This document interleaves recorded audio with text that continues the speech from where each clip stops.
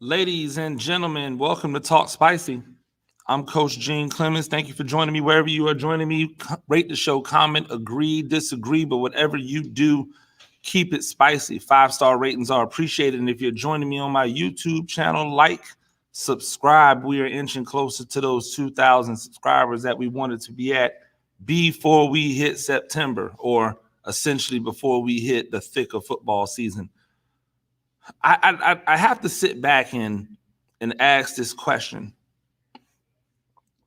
Do we as a public believe that we don't have power because we are constantly looking to our athletes to do things that we are unwilling to do for ourselves? We're constantly asking athletes to be champions for change. We're constantly asking athletes to stand up for the little guy. We're constantly asking athletes to be accountable above and beyond what the normal accountabilities of man are. And yet, we do all of these things while not actually being willing to do them ourselves. But, ladies and gentlemen, we have the power. How fair is it to ask someone to be the best basketball player in the world and then also be the most woke, well-informed, well-intentioned activist in the world? It's just not feasible. So of course, there are some times where a LeBron James or a Kevin Durant are going to say something that you don't agree with, because their number one thing in life is playing basketball. That is a thing that has brought them fame and fortune and notoriety. So why should we be surprised that these superstar level athletes might fall short in another category? Most of us don't put in the amount of time and effort into our jobs that a professional athlete puts into their profession. Most of us do not. If you look at the amount of hours a day that most professional athletes work out, then you add on to the fact of them working on their body. So not only practicing their game and making sure they understand about the game, but then focusing on their bodies so that they can hold up over the rigors of an 82-game season and playoffs over 18 years, or a 16, now 17-game regular season of football and playoffs over 10, 20 years. And now you want them to also be the most well-informed person on policy. You want them to stand up against the government when you won't stand up against the government.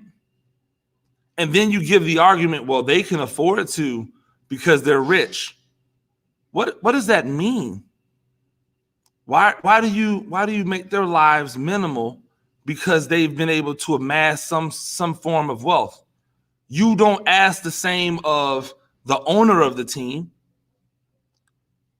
People with a straight face will look at LeBron James as if LeBron James is supposed to be the ram for every social justice awareness out there, or for every social justice cause out there. Yet nobody's looking at Jeannie Buss and saying, Jeannie Buss, what are you doing? Jeannie Buss, you need to get out there. Jeannie Buss, you need to be riding for black people. You need to be riding for colored people. You need to be riding for the underrepresented, because those are the people who make up your team. And she has way more money than LeBron James. Well, excuse me. We'll say that the Buss family has way more money than LeBron James. Yet we don't ask that of them. We ask it of our athletes. We want Tom Brady to not only be the arguably the best quarterback in the history of the game.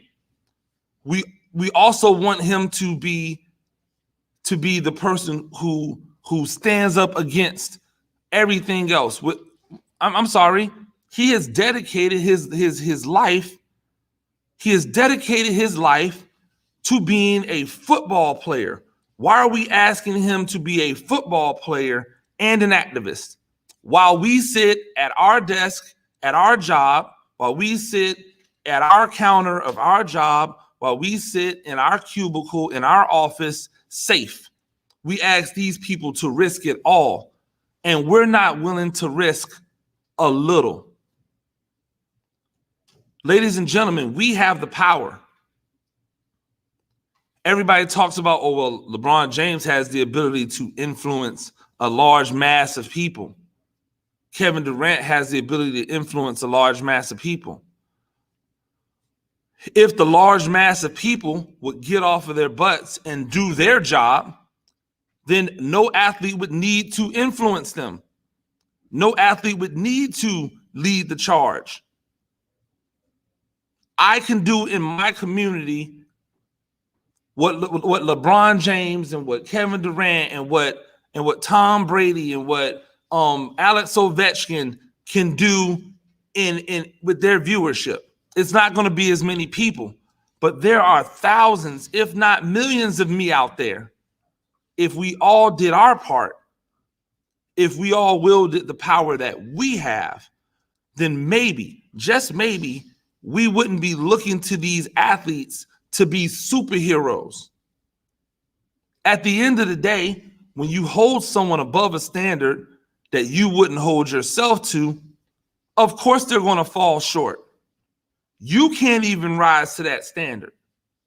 So if you can't rise to the standard, why are you trying to hold some professional athletes' feet to that fire? We as a country have become spoiled. We want our cake and we want to eat it too.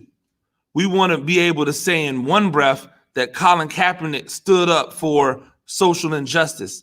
But then we want to say in the other breath, well, I can't afford to do that because I got mouths to feed. What? Colin Kaepernick has mouths to feed. And yet everybody was okay, football players included, NFL football players included. They were okay with allowing that man to go out there by himself and hold up this cause by himself, sacrifice his job, his livelihood by himself.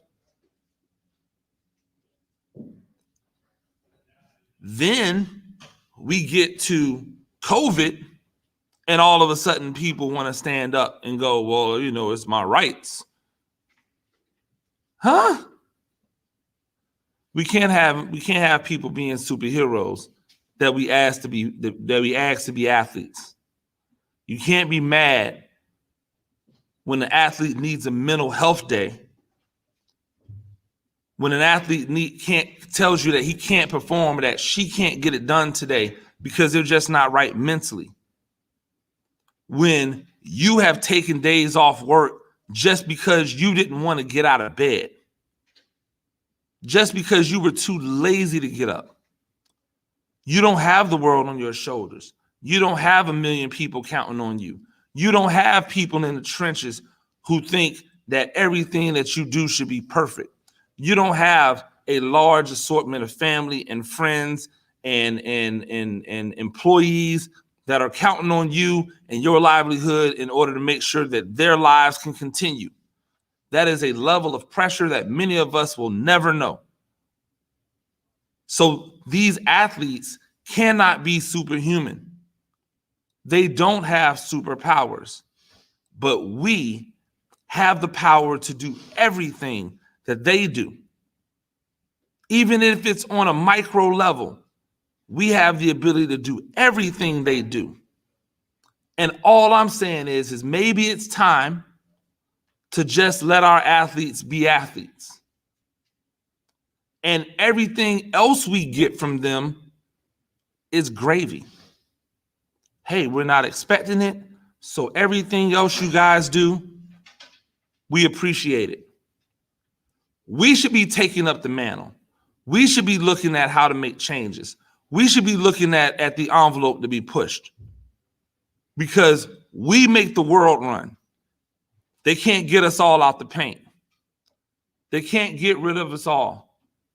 If we all stand up for things that are wrong, if we all question our government, if we all fight for social equality, if we all vote for things that make people have better, mental acuity, that allow them to be able to do their job without feeling stressed out. If we all live in that world, then we all win.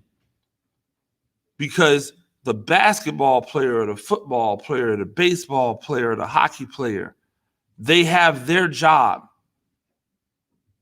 So if you're not going to ride your colleague to stand up for social injustice, leave LeBron James alone. Leave Tom Brady alone. Because if you don't want to wield the power, you can't force them to do it. Ladies and gentlemen, that's been Talk Spicy. I'm Coach Gene Clemens. We do this thing a few times a week. Rate the show, comment, agree, disagree, but whatever you do, keep it spicy. 5-star ratings are appreciated. And if you're joining me on YouTube, you know what to do.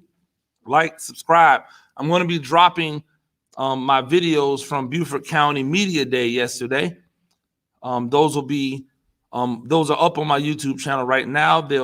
I'll be putting them out on all social media throughout the day. So look for those. Thank you to Beaufort County Athletics and all of the teams that came out who I was able to talk to yesterday. It's going to be a great season in Beaufort County for the low country down there. And I was happy to be there. Until next time, peace.